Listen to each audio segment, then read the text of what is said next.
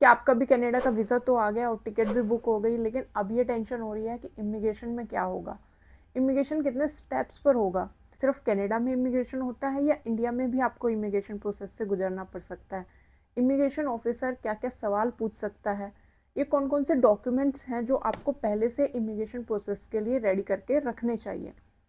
इन सभी सवालों के जवाब मैं देने वाली हूँ आज आपको इस वीडियो में। Hello guys, my name is Rupa. तो आज मैं आपके साथ शेयर करने वाली हूँ मेरा कनाडा का इमिग्रेशन का एक्सपीरियंस। फर्स्ट पॉइंट यहाँ पर है कि इमिग्रेशन कितनी बार होता है। तो जब आप इंडिया से कनाडा जा रहे हैं तो इमिग्रेशन प्रोसेस से आपको 2 बार गुजरना पड़ेगा। सबसे पहले इमिग्रेशन आपका होगा जब आप इंडिया के एयरपोर्ट पे हैं। सेकेंड इमिग्रेशन जो होता है वो होता है कनाडा के एयरपोर्ट पर पहुँच कर। तो इंडिया के एयरपोर्ट पर जो इमिग्रेशन होता है, यहाँ पर सिर्फ इमिग्रेशन ऑफिसर आपसे क्वेश्चन पूछता है, जबकि कनाडा के एयरपोर्ट पर कुछ मशीन्स लगी होती हैं, उसमें आपको इन्फॉर्मेशन देनी होती है, फिर वहाँ से एक टोकन लेकर आपको इमिग्रेशन ऑफिसर के पास जाना होता है।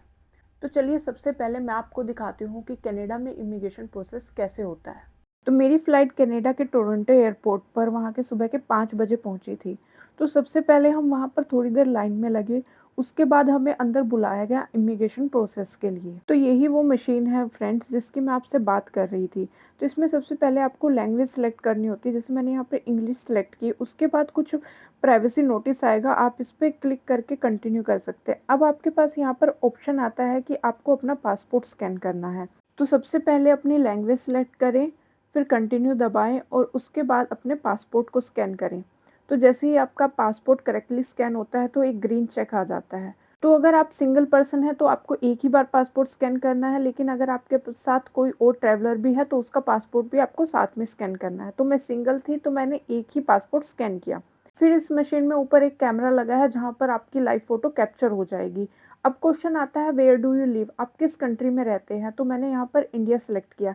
नेक्स्ट क्वेश्चन है where are you arriving from, आप कौन सी कंट्री से आ रहे हैं? तो मैं यूएस से नहीं आ रही हूँ, तो अदर कंट्री डायरेक्ट, दूसरी कंट्री से मैं डायरेक्ट आ रही हूँ, यानी कि मैं इंडिया से आ रही हूँ। अब आता है पर्पज़ ऑफ ट्रिप, आपके पर्पज़ क्या है कनाडा में आने का? तो मेरा पर्पज़ जो था वो यहाँ पर था पर्सनल इन ट्रांज़िट।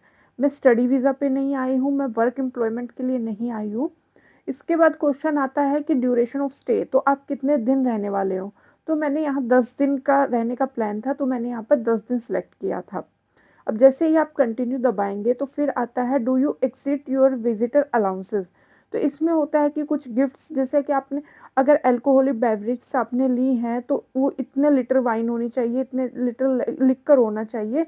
इससे ज़्यादा क्वांटिटी में अगर आप कैरी कर रहे हैं तो वो आपको अलाउ नहीं किया जाएगा। तो आप ध्यान से लेकर जाएँ कि इतना ही सामान आपको लेकर जाना है। तो मेरे पास तो कुछ एक्स्ट्रा नहीं था तो मैंने यहाँ पर नो दबा दिया। इसके बाद यहाँ पर आपसे कुछ क्वेश्चन पूछे जाते हैं कि आप कनाडा में क्या-क्या कैरी करके ला रहे हो? कहीं आपके पास कोई वेपन तो नहीं है, आप या कोई टूल या इक्विपमेंट लेकर आ रहे हो, या आपका कोई पेट है, एनिमल है, या आपने कोई मीट कैरी किया हुआ है, कुक्ड है, फूड है, रॉ है चाहे, और या फिर आपके करेंसी। हालाँकि अगर आपके पास कैनेडियन डॉलर भी $10,000 से ज़्यादा है तो आपको यहाँ पर बताना पड़ेगा। तो ये जो इतने सारे क्वेश्चंस होते हैं यहाँ आपको मशीन में आंसर करने होते हैं। इन क्वेश्चन के जवाब आपसे पहले ही ले लिए जाते हैं ताकि इमिग्रेशन ऑफिसर को इतने सारे क्वेश्चंस आपसे ना पूछने पड़े।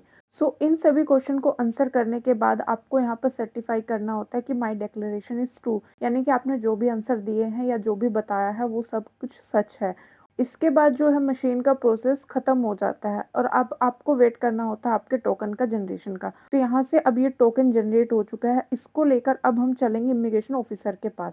इसके बाद जब मैं ये टोकन लेकर इमिग्रेशन ऑफिसर जो एक मैडम थी उनके पास गई तो उन्होंने मुझे जस्ट एक क्वेश्चन पूछा कि आप यहाँ पर किस लिए आए हो? तो मैंने उनको बताया कि मैं यहाँ पर एक कॉन्फ्रेंस अटेंड करने के लिए आई हूँ।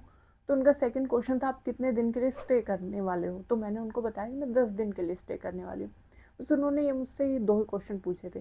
तो ये पूरा प्रोसेस था कनाडा के इमिग्रेशन के बारे में। और अब मैं आपको बताने वाली हूँ कि इंडिया में इमिग्रेशन प्रोसेस कैसे होता है। जैसा कि मैंने आपको बताया कि इंडिया में सिर्फ एक इमिग्रेशन ऑफिसर होता है जिसके पास आप लेकर अपना पासपोर्ट जाते हो। तो वो आपसे कुछ क्वेश्चंस पूछता है। तो मुझसे जो क्वेश्चन पूछे थे कि आप कनाडा में क्या करने जा रहे हो, तो मैंने बताया कि मैं कॉन्फ्रेंस अटेंड करने के लिए जा रही हूँ। तो उन्होंने बोला कि ये कॉन्फ्रेंस हर साल होती है, आप हर साल जाते हो? तो मैंने बोला कि कॉन्फ्रेंस हर साल होती है, लेकिन वो एक जगह पे नहीं होती है, वो डिफरेंट डिफरेंट कंट्रीज़ में होती है। और मैं हर साल इस कॉन्फ्रेंस में नहीं जाती हूँ, मैं पहले भी डिफरेंट कॉन्फ्रेंस में जा चुकी हूँ, डिफरेंट कंट्रीज़ में जा चुकी हूँ। तो उनका नेक्स्ट क्वेश्चन था आप कहाँ पर स्टे करने वाले हो, कि आपके वहाँ रिलेटिव्स हैं कोई। तो ऑब्वियस सी बात है कि जब मैं कॉन्फ्रेंस अटेंड करने जा रही हूँ, मैं वहाँ किसी रिलेटिव से मिलने नहीं जा रही हूँ, तो मैं किसी रिलेटिव के पास नहीं रुकने वाली हूँ। तो मैंने उनको क्लियरली बताया कि मैं किसी रिलेटिव के पास नहीं रुकने वाली हूँ, मेरा पर्पज़ है जाना और वहाँ पर कॉन्फ्रेंस अटेंड करना।